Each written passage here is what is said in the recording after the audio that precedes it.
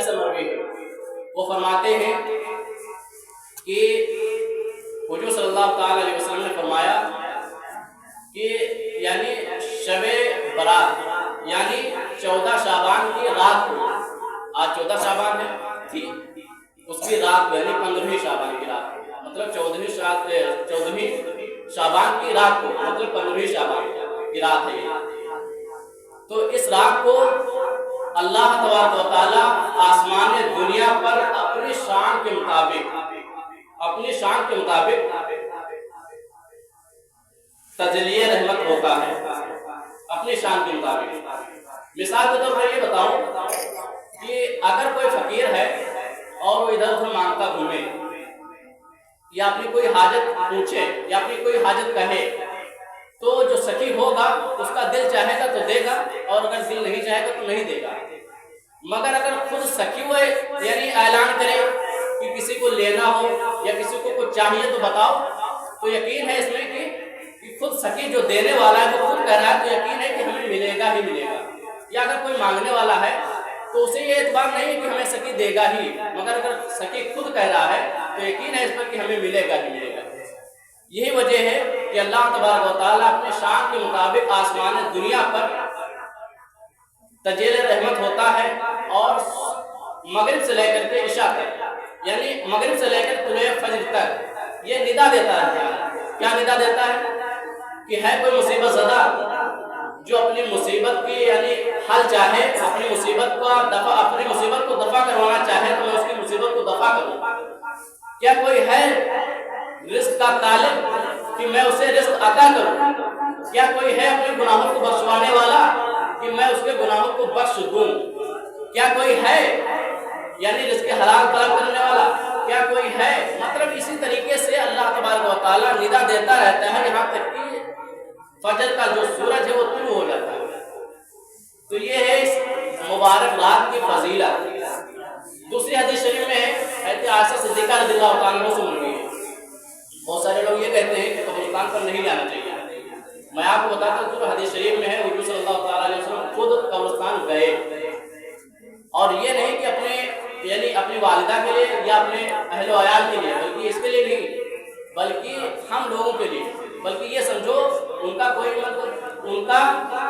کوئی اگر دیکھا جائے تو اس میں قرابت دار میں سے کوئی نہیں تھا، مگر تب بھی وہاں پر گئے قبرستان اور ان کے لیے دعا مغفرت کی جاتی ہے۔ حدیث شریف میں ہے، حضرت عائشہ صدیقہ رضی اللہ تعالیٰ عنہ سے مروی ہے۔ حضرت عائشہ صدیقہ رضی اللہ تعالیٰ عنہ فرماتی ہیں کہ ایک رات یعنی 14ویں شب یعنی پھر جو شب چل رہی، اسی رات کو حضور صلی اللہ تعالیٰ علیہ وسلم میرے پاس لیٹے ہوئے تھے، تو میں اٹھی تو کیا دیکھتے کہ حضور صلی اللہ تعالیٰ علیہ وسلم لیٹے ہوئے ہیں۔ جب دوبارہ حضرت عائشہ صدیقہ رضی اللہ تعالیٰ عنہ اٹھتی ہیں، کیا دیکھتے کہ حضور صلی اللہ تعالیٰ علیہ وسلم اپنے بستر پر یعنی ہمارے بستر پر نہیں ہیں۔ تو حضرت عائشہ صدیقہ رضی اللہ تعالیٰ عنہ فوراً اٹھی اور وہ سوچنے لگے، ان کے گمان میں تھا کہ ہو سکتا ہے کہ حضور صلی اللہ تعالیٰ علیہ وسلم دوسری جوزہ کے پاس چلے گئے ہیں۔ تو اٹھی اور جب باہر نکلے تو کیا دیکھا کہ حضور صلی اللہ تعالیٰ علیہ وسلم جنت البقیع قبرستان جسے بولتے ہیں وہاں پر آپ تشریف لے کر گئے تھے۔ کیا دیکھا کہ آپ وہیں قبرستان میں ہیں۔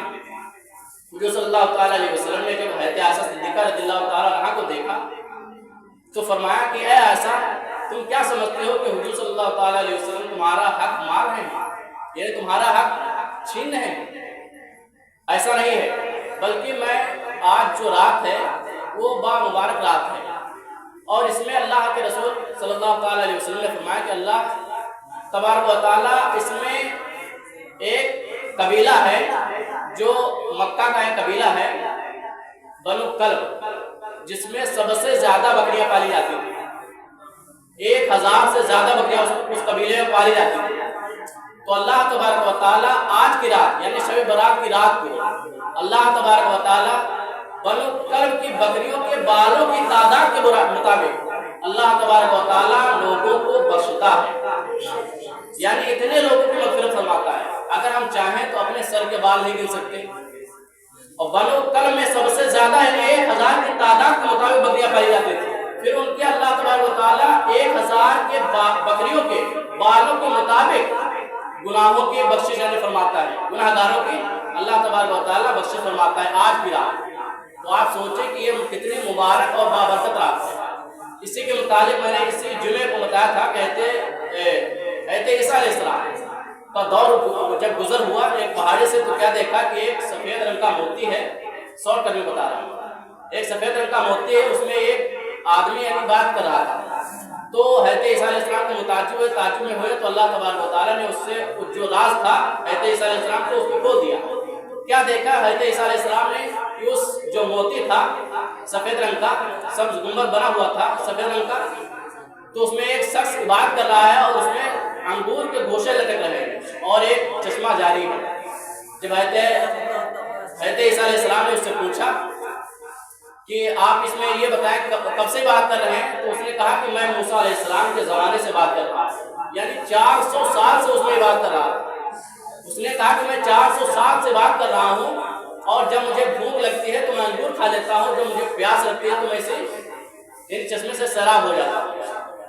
तो उसने कहा, तो हज़रत ईसा अलैहिस्सलाम ने कहा कि अर्ज़ अल्लाह तबारक व तआला की बारगाह में अर्ज़ की कि अल्लाह तबारक व तआला अगर देखा जाए तो इस शख्स से ज़्यादा कोई यानी परहेजगार और कोई बात के लायक नहीं है। मतलब उस शख्स से ज़्यादा कोई भी यानी नेक बंदा नहीं हो सकता, इसलिए कि इस जो शख्स जहाँ पर इबादत कर रहा है यहाँ पर ना रियाकारी है, मतलब ना दिखावा हो रहा है, इसलिए कि सब्ज मोती के अंदर वहाँ मतलब सफ़ेद रंग के मोती के अंदर वो इबादत कर रहा था, तो वहाँ पर दिखावा भी नहीं था, यानी रियाकारी भी नहीं थी। ऐसा कि नहीं कि लोगों की नज़रों में बात कर रहा था। तो इस शख्स से ज़्यादा कोई भी नेकोकार नहीं हो सकता। तो अल्लाह तबारक व तआला ने फरमाया कि नहीं मूसा, आपके बाद एक नबी आएंगे, यानी हुजूर सल्लल्लाहु अलैहि वसल्लम, उनकी उम्मत होगी जिसके लिए यानी शब बारात में अगर 2 रकातें पढ़ लेना तो इस 400 साल की बात से अफजल होगी उसकी 2 रकात। आप सोचें, सिर्फ हमारी 2 रकात की नमाज, आज की रात हमारे सिर्फ 2 रकात की नमाज नफिल, उसकी 400 साल की बात से अफजल है।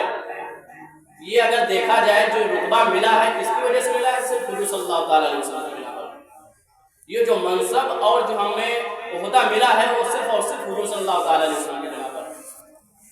बहुत सारी बातें हैं, हमारी माँ और बहनें सोचने लगती कि हम पर नमाज़ें माफ़ हैं, ऐसा नहीं। जिस तरह हम पर अल्लाह तबारक व तआला ने फरमाया मैंने इंसान और जिन्नात को सिर्फ और सिर्फ इबादत के लिए पैदा किया।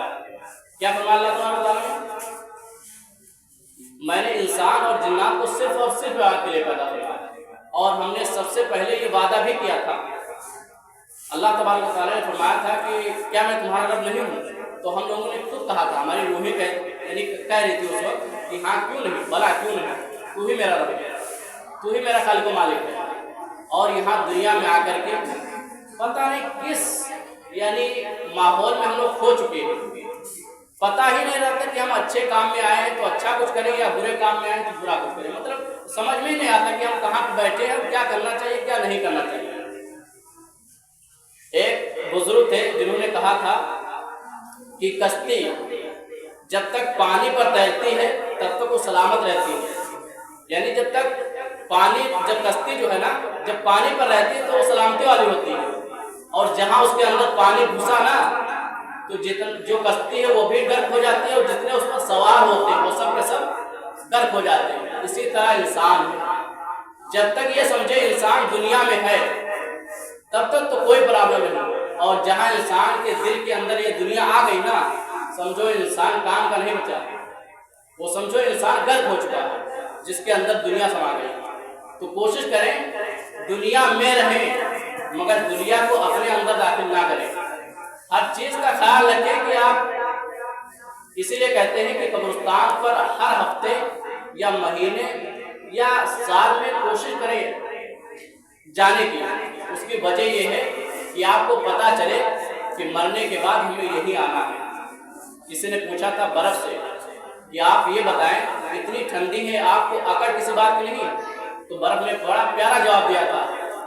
बर्फ ने कहा कि जनाब मेरी जो शुरुआत है वो भी पानी है और मेरी जो इंतहा है वो भी पानी है, यानी जो बर्फ है वो पानी से बनती है, उसके गल कर भी पानी हो जाती है। इसी तरह इंसान है, मिट्टी से बना है, दोबारा मिट्टी ही में जाना है और मिट्टी ही में मिल जाना है, तो अकड़ किस बात की। कोशिश करें हर बात, मतलब जो कोई अच्छी बात बताई जाए, जहाँ तक हो सके सबसे पहले उस पर अमल करने की कोशिश करें। अगर मस्जिद में आए हैं तो उसका ख्याल, उसका अदब व एहतराम ज़रूर करें, लाजमी है समझो। इसलिए कि ऐसा ना हो कि यार हम ज़िक्र महफिल यानी हुजूर सल्लल्लाहु ताला अलैहि वसल्लम की कुछ अच्छाइयाँ सीखने के लिए आए हैं और उस पर गुनाह हम ला दें। ऐसा ना हो हम गुनाह कर बैठे। हाँ, बहुत सारी बातें हैं कि हम मतलब ना अनजाने में करते हैं। मिसाल के तौर पर हम कोई गुनाह कुछ ऐसे होते हैं जिनको हम नहीं जानते, मगर कुछ ऐसे भी होते हैं जिनको हम जानबूझ कर करते हैं। मिसाल को तो यही रखें, मस्जिद में कई बार मैंने बताया कि मस्जिद में बात ना करें, या बहुत सारी बातें हैं। अल्लाह तबारक व तआला से दुआ है इस पर हमें और आप सबको अमल करने की तौफीक अता फरमाए। वमा अलैना इल्लल बलाग। अस्सलामु अलैकुम व रहमतुल्लाहि तआला व बरकातहू।